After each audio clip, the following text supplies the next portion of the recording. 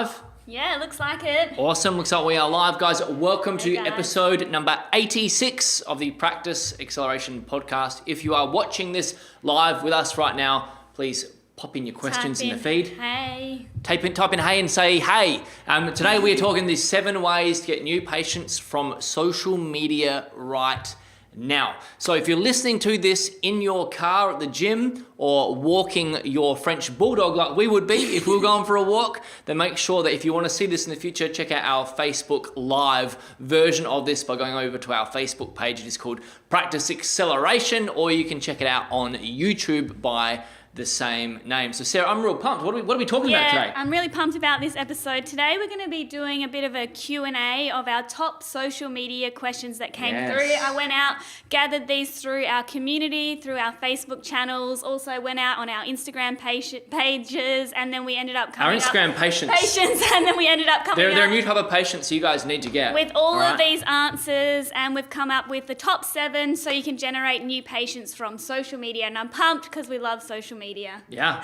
me too. Social media really is the greatest opportunity that the world has ever seen. Certainly is. It certainly is. I love social media, and you've got your own broadcasting network literally right here on your phone. Yeah. It's amazing. Your own studio. Your own little video studio here right on your phone. It's amazing. I love social media. Yeah, so I just want to say, so we obviously we coach healthcare professionals. We speak to so many every single day, and we're really privileged to be able to have this role that we have.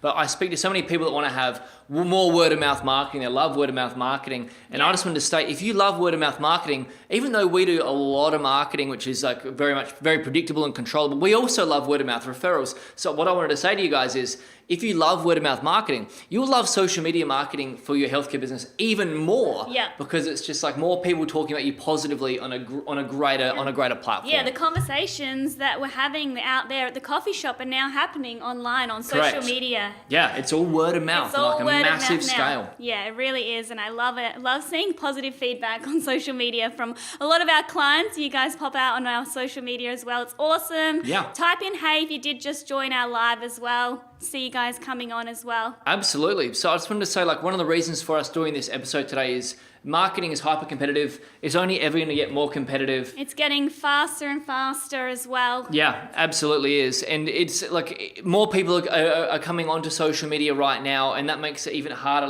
We're not in the early adoption phase anymore. It's really important that if you're not on this platform, you get onto it. If you're on it, you need to actually lift your game. Because it's going to get more expensive, and it's going to get harder and harder to get more leads. We honestly believe, in terms of our favorite platforms like Facebook and Instagram, you've probably only got a good 1 to 2 years left to really dominate these platforms before the big brands really catch on and make it so expensive that you simply can't compete on this platform. It's going to become a lot more expensive than TV ads. Yeah. That we're noticing now, even over in the US, online ad spend. Yeah, this came out recently. Crazy. Online ad spend has taken over offline ad spend in the US. That's insane. Yeah, that's crazy. It's never happened before. And that's only going to get bigger and bigger. Think about when all of these corporates catch on. Yeah. They've just got these big marketing budgets. They're catching on now. We saw KFC marketing on here as well. That really freaked me out. But we're definitely seeing the corporates are catching on. We were discussing that about this issue, saying, hey, the big brands, I wonder when they're going to catch on. And then I got an email from Facebook saying, KFC have been marketing on Facebook. And then Tristan and I freaked out. We're like, oh my God, it's getting quicker and quicker. Armageddon's coming. We've seen evidence of it. We've seen all this changing. We're prolific on this platform, but I honestly believe 1 to 2 years left on these 2 platforms. And it's the greatest opportunity. So please get on it right now. And I know it is a great opportunity because everyone is looking for more new patients. And our clients, they have a really predictable way to get new patients on demand. Yes. So today, we're going to go through the top 7 questions, the top questions that came through on social media platforms all around, on Facebook, on email, on Instagram. And whether you're a dentist listening to this right now, or if you're a physio, maybe you're a chiro, an osteo, or a podiatrist, these tips we're going to go through is going to work for you. Even as far searching as an equine osteopath like Alex, our French Canadian client. Yeah, over in Canada, this works Yeah, like he ran a social media campaign we gave him in a lunch break at a workshop we ran in Austin, Texas. Love this. And I think he got like 34 new patients in an hour, or maybe it was an hour and a half. But his receptionist rang us and she was like, "What's going on? Yeah, what have you done?" I mean, that's what we think she said because it was all in French, and I don't understand. But it was like crepes, something like that. And then like turned out it was just an avalanche of new patients, which he was excited about. So this works across all niches, and whether you're a startup or up to the high level of like $3 million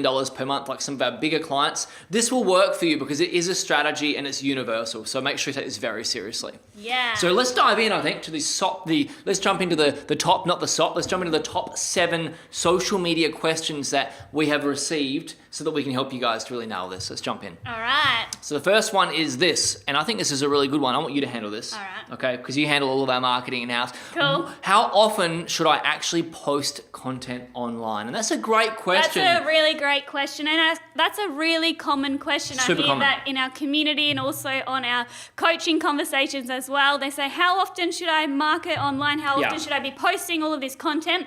Well, to be honest, a lot. The newsfeed, A lot, yeah. It's crazy. It goes through so quickly all of the time. So the more you can post, the better, obviously. But what I want you to understand is with marketing on social media, it's about consistency. Yes. You need to be consistent all of the time. Social media diet. Yes, the diet. So you can't be stop and start, say, hey, I'm going to do one post now, and then I'm not going to post for another 2 weeks. That's just not going to happen. It's not once and done. No. Yeah, you need that consistency. We love to diarize it. We diarize it to make sure that it actually happens and make sure, see, if you post one post online, say, hey, Tristan, I'm going to post this video online.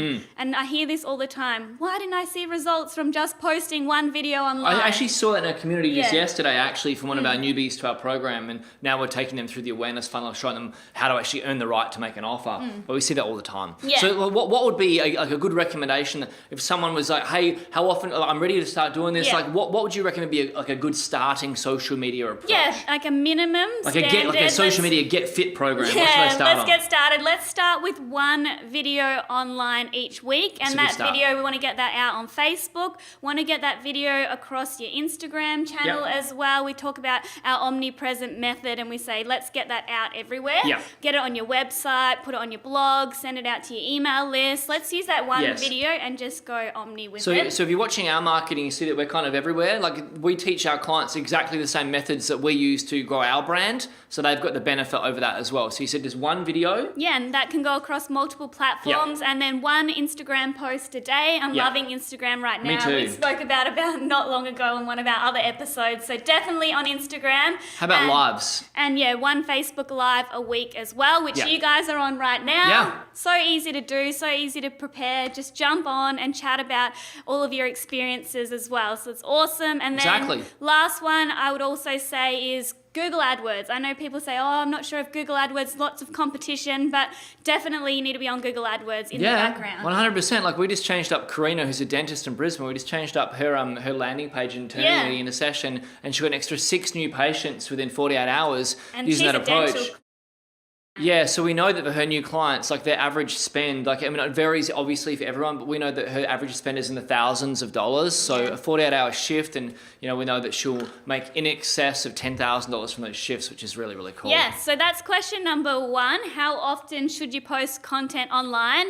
The key from that, the key takeaway is to be really consistent with everything that you're posting online. So I'd love to know, before we move on to the next question, how often, if you're watching us on the live right now, type into the comments, how often do you post online right now? I'm really interested to know, currently, how often are you posting online? Just pop that into the comments. Yes. And then we'll circle back. If you guys do have any other questions about this one, then we'll jump in and help you out with that. Awesome. All right. Number 2, I want to ask you of this one, Tristan. I want you to ask me a question because I want to keep talking because I'm so excited to be sharing this information. Awesome. So question number 2 that came through Hit me with it. Make it easy. What type of content should I post online? Oh, that's a good one. All right. It's actually a tough one too. Well, I wish I prepared this one. So a couple of things. Like I think if in terms of what type of content you should post online, Let's start off with educational content, because whenever we're educating, you're providing more value to the market. I think that's a really good thing to start with.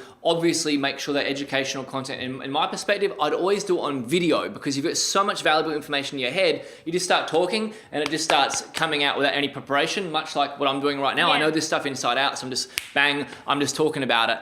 In terms of other types of content, we want to have a lot of brand awareness. If you want to check that out, which episode did we talk about? Yeah, on episode 79, we talked about the phases of awareness and the different types of videos and content that you should put out. So if you haven't watched that, go back to episode 79. Right. Yeah. So episode 79 talks about layers of awareness. So make sure we have content going out that actually educates your audience about different layers of awareness, so we can be talking with your message to the right person. But in terms of keep messaging, I think the easiest way is to understand that your audience have problems and you have a solution. But your audience, and this once you check out the awareness episode 79, I believe, that'll make a tremendous difference. But once you actually understand what the problems are your audience are going through, and you just talk to those problems over and over again, that's a really great way of connecting with your audience and also showing them that you have the solution to their problems. And make sure you showcase your personality, have fun. Just really honestly, fun. I think just jump on camera, maybe have a few bullet points about the problems you're going to talk about, and just go for it. Another easy one for you guys to talk about is mistakes that people make in your particular niche. Whether maybe you're a dentist, it could be mistakes people make after they've had teeth whitening, or mistakes people make when they're actually choosing a dentist. Mistakes and so on. Physical therapists for our US clients, or physiotherapists for our Australian and New Zealand clients. Mistakes you make with lifting that can hurt your back. Just all these different types of problems that you could identify. Talk about the mistakes, and of course, the easiest one to do when you're building up a brand, the content of behind the scenes. Yeah, I love behind the scenes. They work so well for us. Yeah, we were away at a mastermind on the Sunshine Coast in Mooloolaba last week, and then my wife messages me and says, "Your team are at the pub." And I'm like, "What? How do you know that?" She's like, "I just saw it behind the scenes on Instagram stories." And I was like, "Where are they?" She goes, "They're at the Jungle Bar." I'm like, that would never happen if I was there, because we'd never go to the Jungle Bar. But it's behind the scenes, and it really builds a great connection with your audience. Yeah, so there's some really great content post ideas that you can do online. Some really easy ways to get topics is, what are you talking about with your patients, with your team? Then jump on camera and just talk about it as well. Exactly. Have those conversations on video, because other people want to know that as well. They definitely do. Yeah. Now, I want to hear back from you guys in the chat box. If you're following us on live, what content are you currently posting online now? Really interested to know. Type that in here. Yeah. You've got questions about it as well. We will circle back once we're not on camera, when we can actually type we can't stuff, type back to you guys. And then we'll help you guys out. We'd love to know what sort of content you're putting on there. All right, this is mine. I'm going to ask you a tough one, okay? You ready? Ooh, I don't know if I'm ready for this. Because you hit me with a real tough one there. So here's my tough question. All right, how much money should I spend on marketing? So for people watching, their question is, how much money should I actually spend on marketing? And when I say spend, I feel bad even saying that, because we talk about investing. But anyway, how much money should I spend on marketing? This is a great question, Tristan. And I know people who are listening will really get a lot of value out of this. And I hear this from a lot of our clients as well. How much should I spend? Well, the thing is, I don't want you to restrict your budget to having an actual budget of, hey, you can only spend this much. Because the thing that you give me a budget, I want to break it. I'm like that's it's like an allowance. That's accountant speak. Yeah, isn't it? You can only spend this much money on your marketing budget, which I'm like, Mark, our accountant, if you're watching, we love you very much. Yes, but you need to understand that you're in the game of buying leads. So you need to understand we're buying leads with our ads online. Right? It's an investment. So we talked a lot about this having an investment versus a cost mindset. I want you to listen and say, hey, we're talking about marketing as an investment. And the only way you can look at your campaigns that way is having a predictable patient system that comes through. So every patient that I get, every new patient that I get, I know I'm going to make X amount from that patient. So that's how I can really scale my campaigns, by understanding every new patient I get through, I'm going to make X amount, say $1,000 for example. Because you've got a system. I've got a system that every patient comes through, they get rebooked in exactly the same way. And same for our clients. They know that when they get a lead coming through, they know how much money they're going to make from that patient. So when you know that, then you also know what you can invest to actually make that amount on the back end. Yeah. Gives you, so ultimately, I think what I'm getting is, you need to have a predictable system so that when someone comes through, you know a defined amount of money you're going to make. and as a result of that, you know what you can actually spend to get that, and then we want to scale it up so we can make more of that profit margin. How can we keep getting more of those patients at that same amount? Yeah, exactly. And that means you can have an unlimited budget. But the good news also is, like, when people ask that question, we know that perhaps you haven't done much marketing before and you're a bit scared, or you've tried it and it hasn't worked. And if that's happened, I'm really sorry to hear that. We've run a lot of campaigns that haven't worked too. So you're in great company there, okay? You're only in the same company as everybody else in the world that's ever tried to market. But when you have a predictable system to attract a lead using a process, and we always give our clients done-for-you processes, so they just plug and play to get predictable lead flow, you can actually get a lot of leads for a very low cost as well. And the benefit of that is you're spending a little bit, you're making a lot. It actually increases your confidence with marketing. So if we get a good client, we can share perhaps. This reminds me of Chris. He's a physio over in Queensland. Chris Fawcett. Chris Fawcett, right. Yeah. Chris, if you're watching, hey Chris, just type in hi. Hey Chris. Yeah, so you ran a whole series of videos on headache, because you're the headache specialist. Headache Awareness Week. Headache Awareness Week, which was awesome. And Chris was only spending $10 a day, guys. That's so cheap. That's like 2 coffees or something, $10 a day. My coffee's free. So you got it from the coffee machine. But you always spend it. If you go to the coffee shop, probably $5 a coffee. I've got $1 million a day to spend on coffee. So he did a series of videos. He was spending $10 a day. He ran it for a week, and he spent $70 in total, so $10 every day. Correct. Boosting these videos. At the end of the week, he had 14 new patients from running these videos. These were all content videos. They weren't going for offers. They were just really educational videos. And at the end, we know Chris, because he's got a predictable system, that he makes about $1,200 per patient that comes through that follows his advice on his treatment plans. Great. So that looks about that. So if we're able to do maths, Anthony's behind the camera. Can you just hold up a calculator and calculate it for me right now? Here we go. $16,800 that he made from $70. Thank you for helping me out in the background. From a $70 spend. So I think that campaign is super scalable. I should have pretended you didn't show me a calculator. And I was like, in my head, I just did that. But that'd definitely. And all he did was jump out on video and talk about the things that his patients want to hear. Yeah. Those conversations that he was having. So anyway, I'm getting off track. Really valuable content, right? Yeah, so I want to know, type into the chat box, do you run any paid advertising right now? I just want to know, are you running any paid ads right now, which could be a boosted post, could be on Instagram, could be on Facebook. Are you spending money to get more reach on your campaign? And how well is it working out for you? Type in paid and just let us know how well it's working out for you, and any questions you have around that. Pop that in. Much like Chris was running his videos and adding value, that's what we are doing literally right now, is we're adding tons of value to you guys. And because we're doing this online, we can actually circle back and we can actually really help you even more than what we could if you're just listening to this in the car. So if you're listening to this in the car, make sure you check us out on our Facebook page, Practice Acceleration, next time. All right, next one. I'm going to ask this of you, Tristan. I'm getting nervous. You asked me a tough one last time. So we're up to number 4, question number 4 that came through. So is Facebook or Instagram better? Oh, that's a very good question. Yeah. All right, wow. I'd love to know, what do you guys think? You're going to type in, what do you love the most? Do you love type in FB or type in Insta? Okay, I'll be honest with you guys, like, I actually love them both equally because we have a strategy that working together. Exactly. Like we would, for us, like Insta wouldn't work without Facebook, and then obviously, you know, if we were running Facebook without Insta, we're missing out on the opportunity that is there. We want to run an omnipresent strategy, so we want to use all the platforms. Obviously, also Facebook owns Instagram, so they're kind of one and the same in many respects, but they're separate in terms of the features, but we absolutely love both. It also depends on where your audience are. So right now, we are loving Instagram. Instagram stories are so cool. One of our clients just this week, he's a physiotherapist as well. He just ran a story, and it was behind the scenes. Yeah, just behind the scenes. Wasn't even any content or anything. It was just a cool video. Abanoob, so Abanoob, if you're watching, maybe it's because you got such big cannons and you flex them when you're actually doing your stories. Because I was looking at that guy, man, that guy's he's been working out. Anyway, he got 3 new patient bookings from just one story. Just behind the scenes. Which is really cool, just behind the scenes. So we recommend both because you must be omnipresent. So I'm going to say it's a tie for me. Yeah.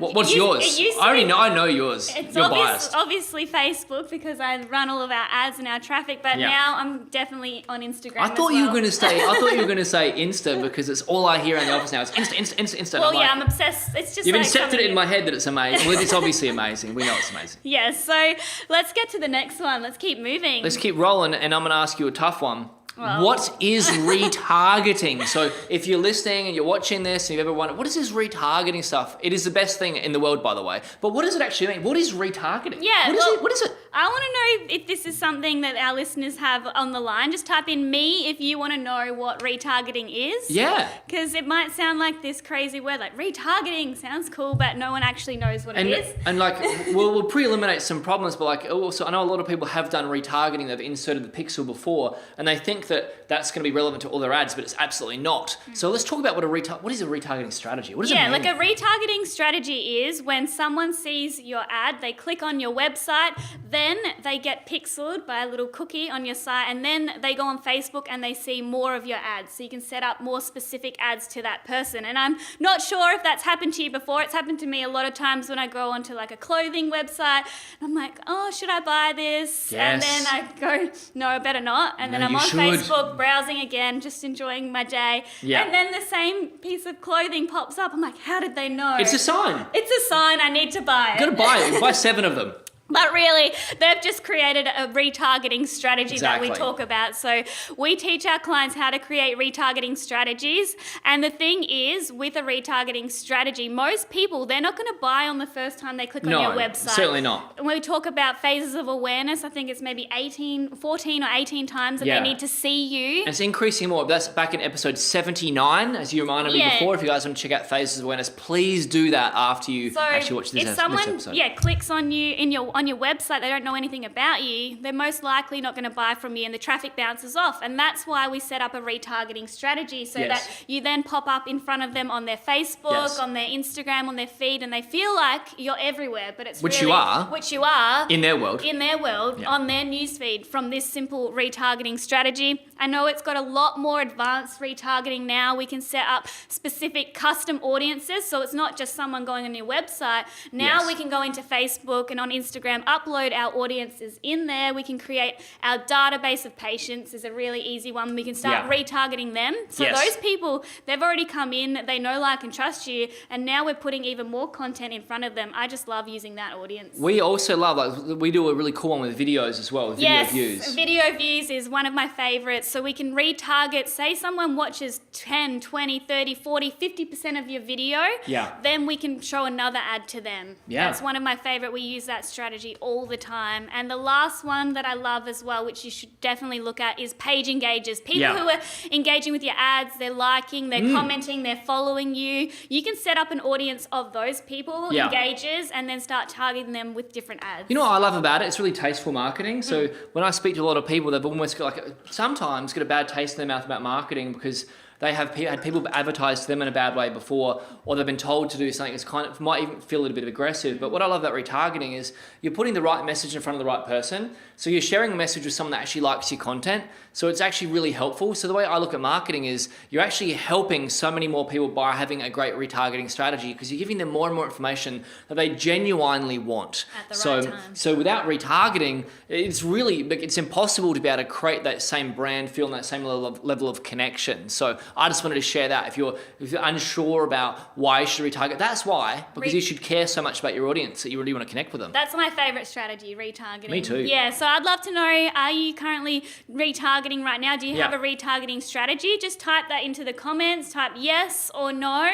And then if you do have any other questions about retargeting, really happy to jump in after this and help you guys out with that as well. Absolutely. All right. Now, that was a bit of a tricky one, but I love that question. Yeah, 100%. So I'm going to ask you this one of you, Tristan. Okay. So why didn't someone's launched a Facebook ad and they've said, why didn't my ad generate any new bookings? Yeah. It could be meant that's like a very global question.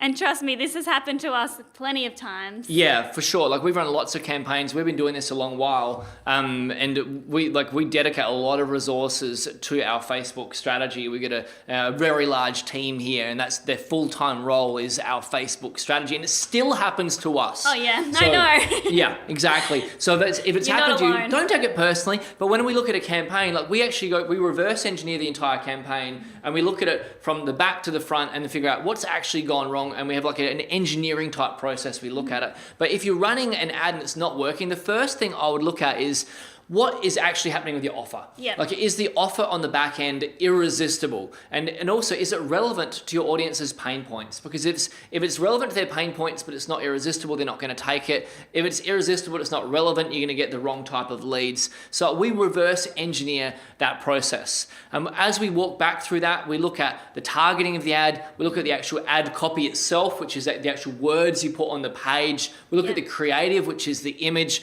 Most times, if we've got a campaign that's not working, we look at can we actually just change the image? Yeah, image is so easy to do. Yeah, super simple. So that's the next thing that we work through. And then finally, we look at, like, is the landing page actually converting or not? Yeah. Like, if everything else is going really well, and is the landing page actually converting? So there's a couple of things. First of all, is the offer absolutely irresistible? The way to find out if your offer is irresistible is if it's like low risk and high reward, and actually get people to give you feedback on that actual offer itself. Next, we look at, is it actually specifically targeted to your audience's problems? Does it promise the outcome that they want? Then we look at the actual ad copy. Well, next I look at the ad creative. Then I go back to the ad copy, and then we obviously look at how is the landing page converting. In fact, after I look at the offer, I then look at the actual landing page and see how that's converting as well. Yeah, I wouldn't even worry about that. When we were on the Gold Coast last week, on the Sunshine Coast, we were actually chatting to one of our friends. He owns a really great business. To Andrew, and he was saying, I've just redone my webinar and I've redone this. And redone my landing page, redone my ad copy, redone my ad creative. And he looked like he was going to burn out. Yeah, and I was talking to him about it. He was burning out. There's no doubt about that. I was speaking to him and I go, let me look at your campaign. Have you changed the image? And he said, what? Is it that simple? Then he changed it. He changed his image and he was getting leads that quickly. Like, you don't need to change all of these other elements. He just literally refreshed the image on that ad. It was crazy. Simplicity is king. So let's change up the ad creative. The actual image makes a massive difference. Yeah, it really does. All right. So I've got another one for you. And this might be our final question, actually. What is the best place to start with Facebook or social media at all? Like, if someone hasn't started yet, but now, like, they know that you guys are watching this. If you haven't started, that's okay. But let's get you started. Where's the first place to focus on to actually get started? That's a really great question, Tristan. Which is why I asked it. That's why I asked it, and I've heard that from a lot of people. Hey, I don't have a Facebook page. I don't have an Instagram page. I want to get started, but I feel like I'm really overwhelmed. Yeah, a lot of people come to us saying that, and I go, cool, let's keep it really simple. Yes. Right now, you've got a really great clinic, but no one knows about you. Let's get you out there. The easiest way to do it, it's fast, it's easy, it's cheap. Yeah. Like we said earlier, was to jump on video. Correct. So easy to do. Jump on video and start getting your brand and your message out there. Just start giving educational content. Yeah, and like Chris was doing with his. You don't even need to have a pro camera. Literally, you can jump on your selfie on your phone. Yeah. That's the greatest thing. You've got your broadcasting studio here. Yeah. Jump on and just talk about content and be consistent. That's the key. Be consistent with your videos. Start with one video a week and then boost it for at least, say, $10 a day. Let's go broad targeting. Okay. 20Ks around your clinic. Really broad, male and female. You want to start seeing a lot of people getting eyes on your brand. Yes. And it's that easy. Yeah, rock and roll. Don't overcomplicate it. Just get a simple strategy, a video strategy. There you go. So if you haven't gotten started or you are working on Facebook, you're not using that strategy, then type in beneath here, just let us know, and just type in go if you're going to use that. Because even if you're doing a lot of stuff, like if you're not doing that, please add that in. It'll make a massive difference. Now, before we wrap up, I want you to ask yourself this question. I call it the holiday question. Mm-hmm. Could you actually go on holiday with the full knowledge that your practice is still getting new patients every single day that are happy to see your team, and your team are rebooking them and treating those patients exactly to the level that you would? Because that is what our clients have. And the way that they can do that is because they have got a system that predictably attracts new patients every single day on demand. I want you to ask yourself, what difference could that make to you? Now, here's the thing. Type it in. What difference could that make to you? If you could get new patients on demand every single day with the full knowledge they're happy to see anyone in your team, and your team will rebook them to your standards and treat them to your standards, what actual difference could that make to your business and to your life? Because that is where our clients have an advantage over everybody else. They do. They have a system. They've got a system, a marketing system and a rebooking system, and of course a team management system. If you would like to learn about our method, the Practice Acceleration Method, and what it could do for you, then organize a conversation with our team. I'll get Anthony to pop it in the chat. If you pop in the chat, yeah, we'll do that. Awesome. So the link is www.practiceacceleration.com/apply. www.practiceacceleration.com/apply. When you go there, that'll guide to a diary link, I believe. Yep, a diary link, and Yes. you can book in to have a chat with our team. Yes, when you do it, please check out the local time zone, because I noticed a lot of people from the UK and US booking at like 4 a.m. their time. Which is crazy, unless you're like Stephen, who does actually stay up at 4 Yeah, and Nisha a.m. is up at 4 a.m. as well. But otherwise, just check that it actually matches your time zone, because we want to make sure you're nice and fresh and you're actually awake. And we don't want to call you at 4 a.m. if you're actually asleep, right? Yeah. So make sure you check out the link, practiceacceleration.com/apply, and we'd be delighted to have a conversation to see what our method could potentially do for your business like it does for our clients and the case studies we've referenced today. So thank you for listening. We're going to go back and we're going to check out all the comments in here later on and help you guys out. If anyone else has out. any other questions, pop them in. Yeah. We'll jump in. It's been a Check blast. it out. It's been heaps of fun. Awesome, guys. So we look forward to seeing you next week in episode number 87. Thank you for joining us. Bye Bye for now. guys.